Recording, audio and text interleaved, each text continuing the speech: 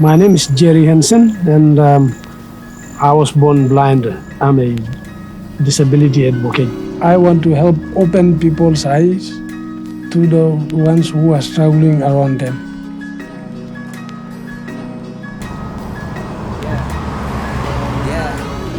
No need for validation, no need congratulations. I've been hella patient, and now And for me to talk about Jade story, really emotional, and sometimes I cannot control myself. I'm just trying to say something, but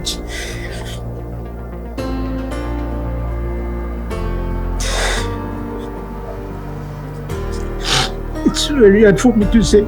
So when we took her in, we found out that she had the sickness. I didn't want to let her go. I just kept there. I have to quit my job, come back to Mosby. And like those sort of expenses that come to challenging it. What we did was we did a roadside stall selling food.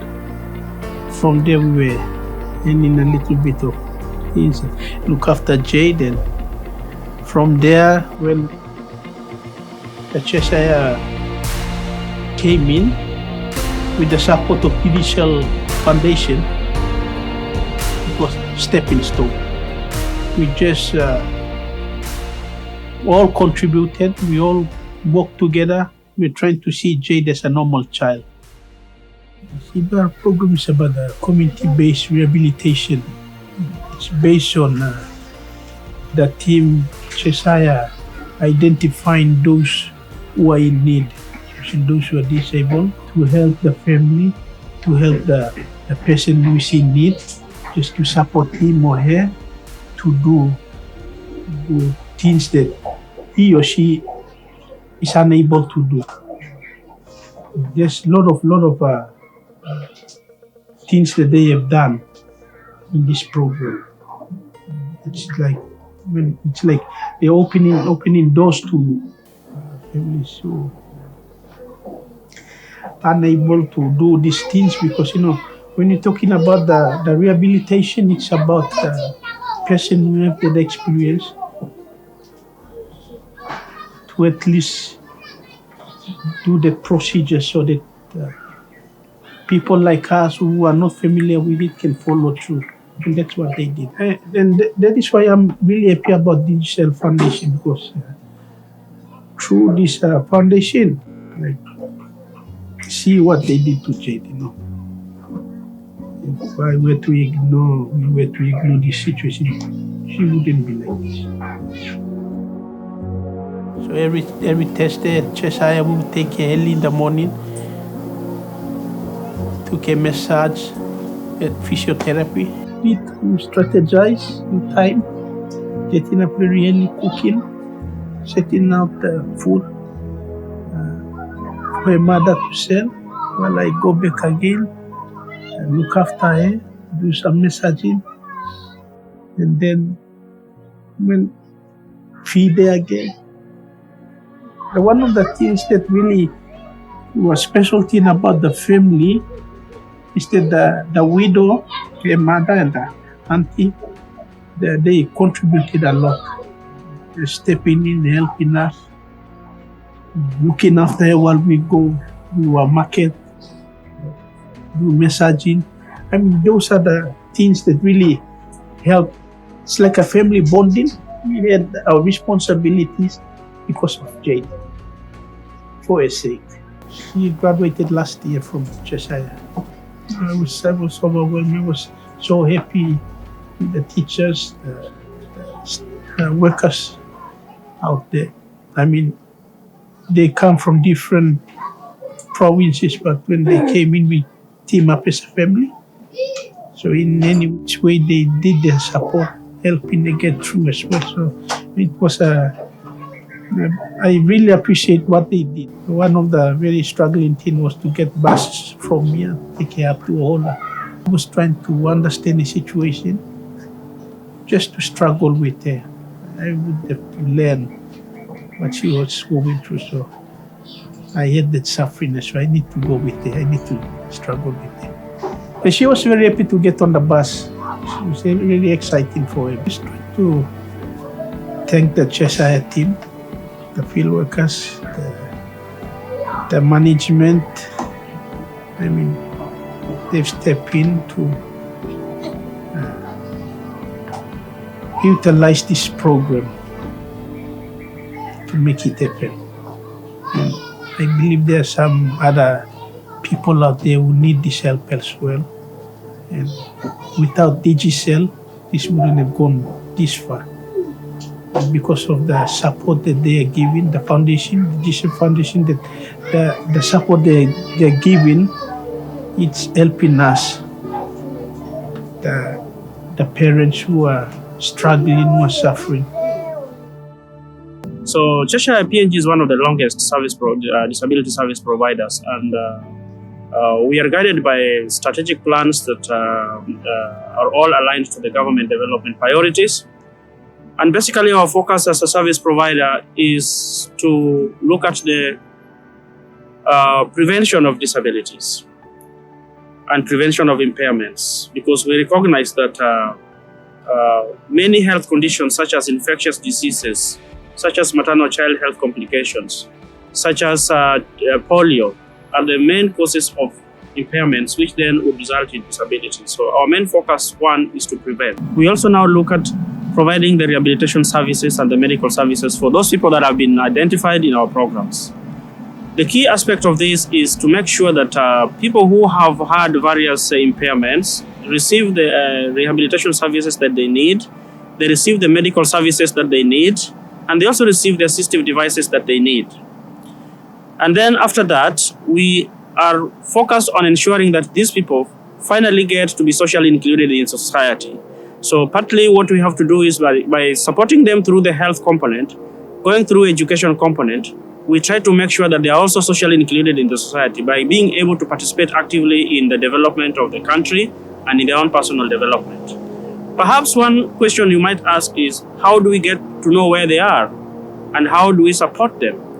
First, as you know, that disability is still a very stigmatized condition in many countries, including Papua New Guinea. And many of these people tend to be isolated or stigmatized wherever they live. So one of the things that we do is we try to reach out to where they are. And this is where we use an approach called the CBR.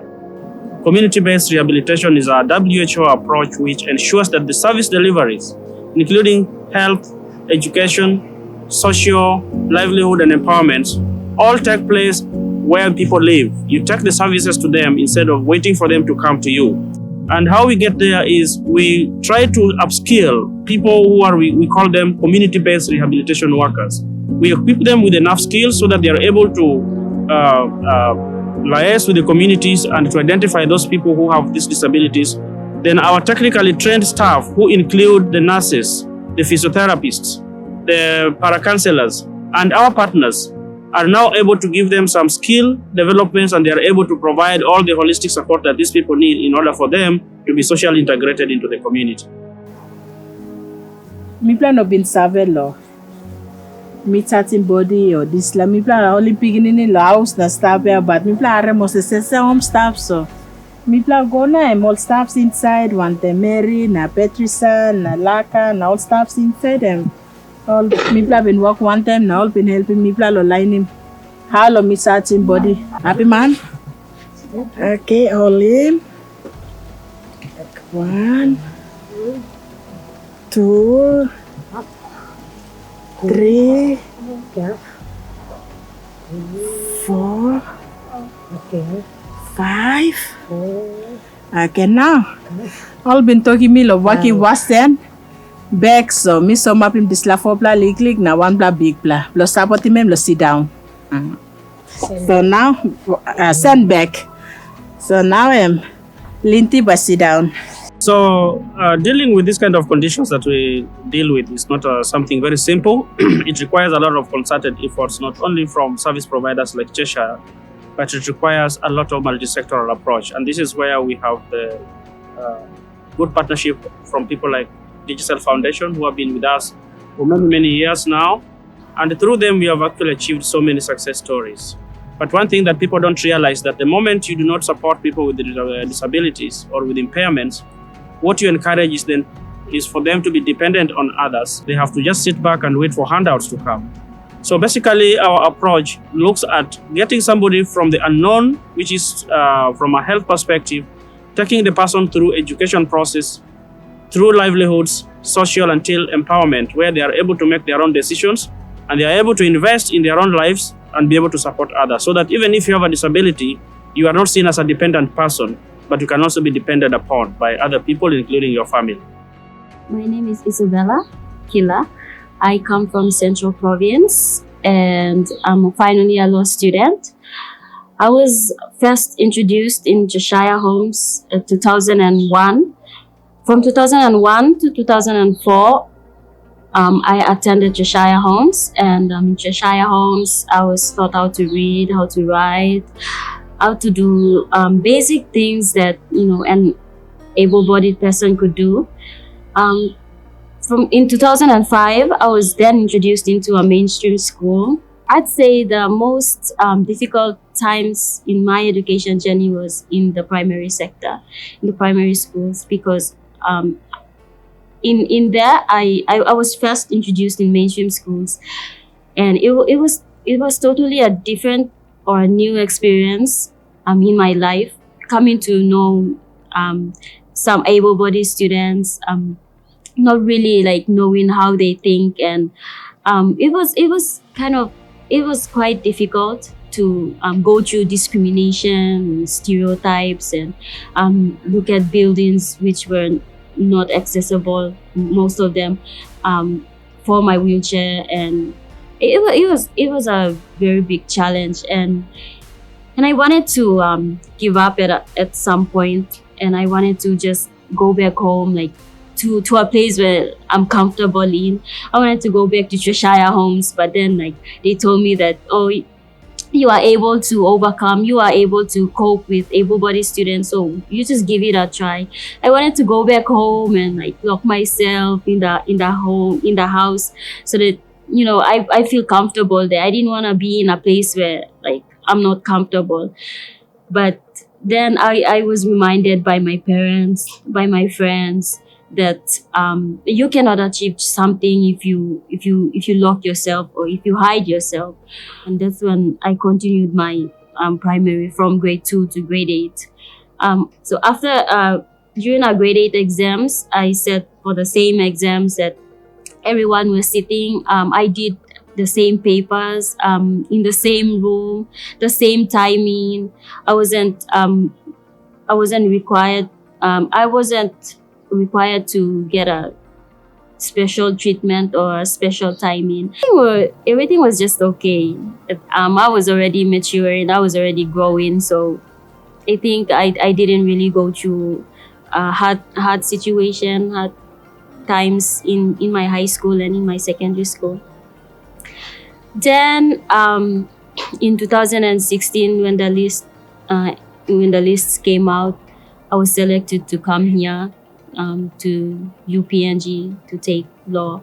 It was a totally different experience altogether. I mean, being in a premier institution as such, and especially taking law, I didn't imagine myself taking law. I didn't imagine myself, sitting up and briefing cases or those kind of law things. But then, like, I was thankful to my parents, and I was thankful to God that like His plans are His plans. So I cannot say no to the opportunities that come, the doors that open to me. I cannot say no. So I was happy, and I came into UPNG, taking my first year, and I mean, of course, it was like it's tough. Especially in assessments or some of the buildings that they were not accessible for me to attend classes. When it came to buildings that were not accessible, I would tell the lecturers to maybe put their classes at the ground level so that I can attend their classes. And all of the lecturers are understanding, so they did.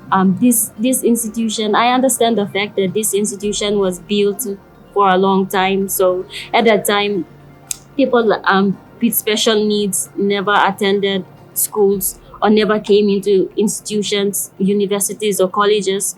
So I understand the fact that it's not built for persons with special needs. But I'm still in the journey, and I'm happy to be here. I'm proud to be here, and I'm thankful and blessed to be here to attend. Um, so I would like to be a lawyer one day, uh, to be a human rights lawyer, but specifically working on policy making and legislative drafting, and so that um, I can probably draft some legislations or laws for to protect the rights of special needs um, in this nation. The PNG Assembly of Disabled Persons is responsible for advocating for rights of persons with disabilities in Papua New Guinea. So PNG Assembly of Disabled Persons is like the umbrella organization for all the disabled persons organizations throughout Papua New Guinea. At the end of the day, I guess it's being able to access services on an equal basis with everybody else, so that you leave no one behind and you ensure that the persons with disabilities actually get those services that they need.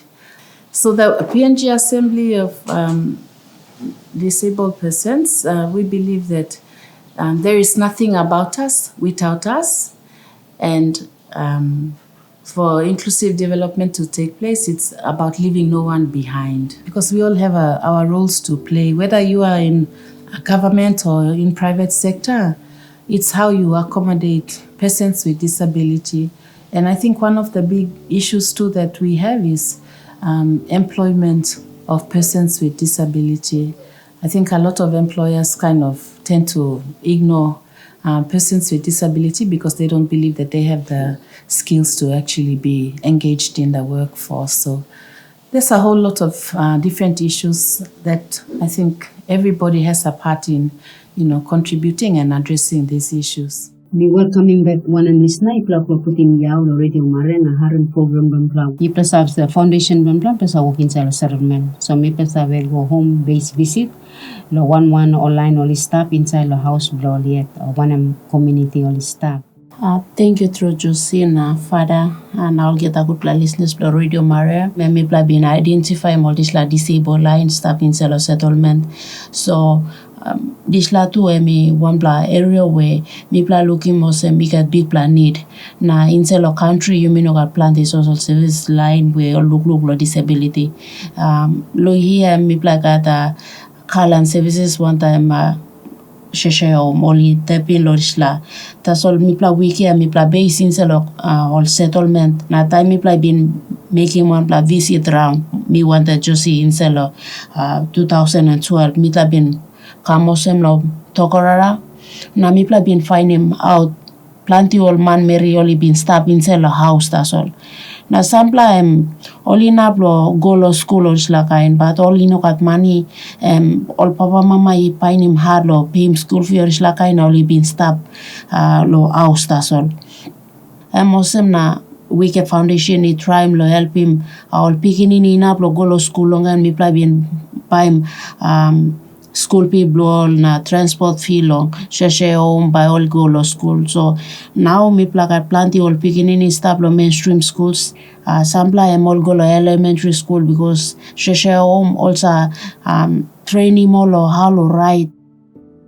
Naropla support where me pesa we give him all kai. The special meal al kai pesa give him lo severely disabled pikinini and then the whole family.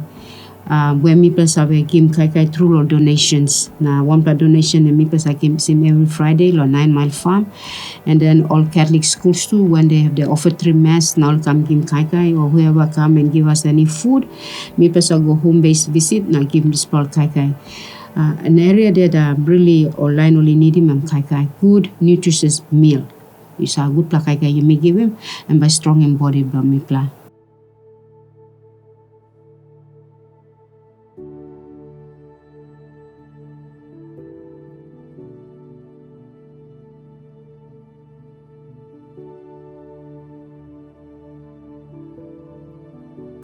being blind since birth. I've written books. So far I've written 6 books. And then, I decided to walk the Kokoda Trail. And the purpose of me walking the Kokoda Trail is to highlight everyday challenges that are faced by blind people or all disabled people, and how they overcome everyday challenges in life. And in PNG especially, to do so, I find it a bit difficult, or it's a bit tough, because the main barrier which I found based on my experiences, like the ignorance. And I quote, "Your ignorance is my disability." There are some of us who are walking alone because we want to change things fast. But to go far, we need to work together. Just take a minute to find someone that you can support. You may find that it also opens your eyes to so many beautiful adventures and brings joy into your life. A real joy in life is to achieve something that people think you cannot achieve.